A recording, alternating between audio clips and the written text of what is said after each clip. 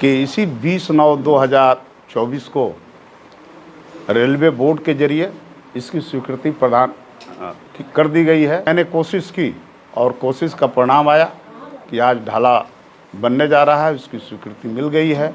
बिहार पुल निगम के जरिए इसका टेंडर होना है, अब टेंडर की प्रक्रिया में है और मुझे उम्मीद है कि हम जाएंगे, पुल निगम के एमडी से भी हम बात करेंगे और जितना जल्दी हो सके इसको टेंडर की प्रक्रिया में ले जाएंगे। टेंडर होने के बाद काम लगेगा। अब बहुत जल्द सिवान का जो ओवरब्रिज है बन जाएगा, क्या कहना चाहती है सिवान के? पहले तो हमको पूरा भरोसा है, हम गए थे और रेल मंत्री बोले कि आप एकदम निश्चिंत रहिए और जल्दी बनेगा, और विश्वास के साथ हम कह रहे हैं कि उसको जल्दी हम लोग काम लगवाएंगे। BA, BCom, BSc, MA, MCom करें विश्व की सबसे बड़ी यूनिवर्सिटी इग्नू से। सॉल्व असाइनमेंट्स और गाइड बुक्स प्राप्त करें। संपर्क करें Mahakal computers, DAV PG college के पास, पंच मंदिरा मोड़ से दाहिने, सिवान। अब बहुत जल्द सिवान का जो ओवरब्रिज है बन जाएगा, क्या कहना चाहती है सिवान के? पहले तो हमको पूरा भरोसा है, हम गए थे और रेल मंत्री बोले कि आप एकदम निश्चिंत रहिए और जल्दी बनेगा, और विश्वास के साथ हम कह रहे हैं कि उसको जल्दी हम लोग काम लगवाएंगे। देखिए, पिछले लोकसभा चुनाव में सिसवन ओवर ब्रिज को लेकर के जो सिसवन ढाला है 91 उसका संख्या है, उसको लेकर के चुनाव में एक इशू बनाने की कोशिश की गई थी। हमसे भी पूछा जा रहा था कि आप बतावें कि आप सिसवन ढाला बनवाएंगे कि नहीं बनवाएंगे, और ख़ास करके पत्रकार कैसर साहब के तरफ से ज़्यादा सवाल उठता है। हम बार बार कहते थे कि देखिए, हम इसको चुनावी मुद्दा नहीं बनाएंगे, हम काम में विश्वास रखते हैं, हम नीतीश जी के पार्टी के से चुनाव लड़ रहे हैं।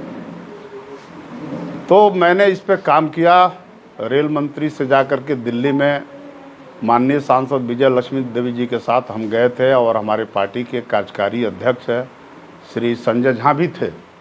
हम लोगों ने माननीय रेल मंत्री से मिला और मिल करके हमने कहा कि भाई सिसवन जो ढाला है उस पर महीने में कम से कम 2-4 लोग जो बीमार लोग होते हैं उनकी मौत हो जाती है ढाला बंद होने के चलते। इसलिए इस ढाले का निष्पादन जल्द किया जाए और जल्द से जल्द इसकी स्वीकृति रेलवे बोर्ड दे और वहाँ काम शुरू हो।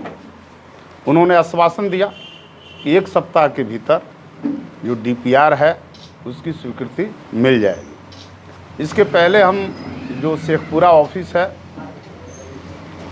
पथ निर्माण विभाग का, हम वहाँ भी गए थे, वहाँ से सारे डॉक्यूमेंट मैंने इकट्ठा किया। फिर हम बेतिया भी इसका जो जोनल ऑफिस है हम वहाँ भी गए, वहाँ से भी सारे कागजात हमने इकट्ठा किया। सब कागजात को लेकर के हम माननीय रेल मंत्री से मिले थे।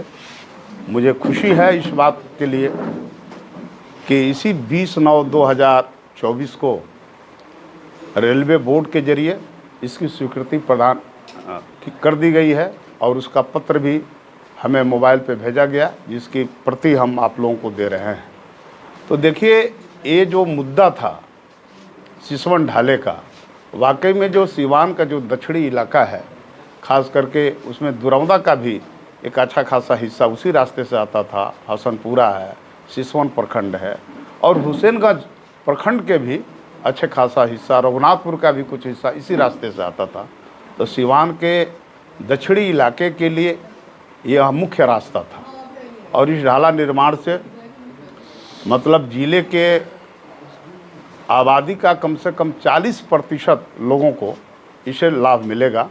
और ऐसे तो जिले के हर कोने से लोग उधर जाते हैं, चाहे आने वाले या जाने वाले, सबको इससे महेंद्रनाथ मंदिर भी है, वहाँ भी लोग उसी रास्ते से जाते थे। तो इस ढाला बनने से पूरे सिवान की जनता के लिए बहुत ही फ़ायदा होगा और ये बहुत पुराने समय, लंबे समय से इसकी मांग होती रही है। हम ये नहीं कहना चाहते हैं तो अन्य लोगों ने क्या किया, लेकिन मैंने कोशिश की और कोशिश का परिणाम आया कि आज ढाला बनने जा रहा है, उसकी स्वीकृति मिल गई है। बिहार पुल निगम के जरिए इसका टेंडर होना है, अब टेंडर की प्रक्रिया में है और मुझे उम्मीद है कि हम जाएंगे, पुल निगम के एमडी से भी हम बात करेंगे और जितना जल्दी हो सके इसको टेंडर की प्रक्रिया में ले जाएंगे, टेंडर होने के बाद काम लगेगा। कितना दिन में वो काम शुरू हो जाएगा? अब इतना अब एकदम एग्जैक्ट बताना ठीक नहीं है, पहले तो स्वीकृति मिल गई है ना। पिछले सांसद भी कई बार उन्होंने दिया लेटर, स्वीकृति पास करा है, हालांकि हुआ नहीं। जो पिछले अमरकांत यादव जी थे।